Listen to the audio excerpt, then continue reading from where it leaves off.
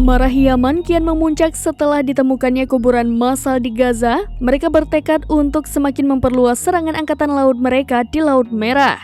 Sana menyatakan kemarahannya setelah ratusan mayat ditemukan di bawah rumah sakit Nasir di Gaza dan menyebutnya sebagai tingkat kebencian Zionis yang tak tertandingi. Angkatan bersenjata Yaman pada tanggal 22 April mengancam akan memperluas operasi militer terhadap kapal-kapal yang terkait dengan Israel di Laut Merah, Laut Arab, dan Samudra Hindia menyusul ditemukannya kuburan massal di kompleks medis Nasir di Gaza. Pernyataan itu melanjutkan kejahatan genosida yang dihadapi rakyat Palestina di Gaza dan tepi barat yang diduduki mencerminkan tingkat kebencian dan kejahatan Zionis yang tak tertandingi. Pernyataan Yaman menyerukan untuk meningkatkan operasi mereka di Laut Merah dan menambahkan bahwa sana terus memberikan dukungan sepenuhnya kepada rakyat Gaza.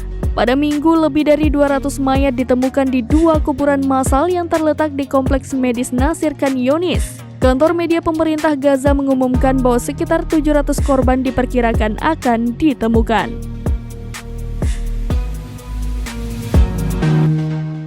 Download Tribun X sekarang, menghadirkan lokal menjadi Indonesia.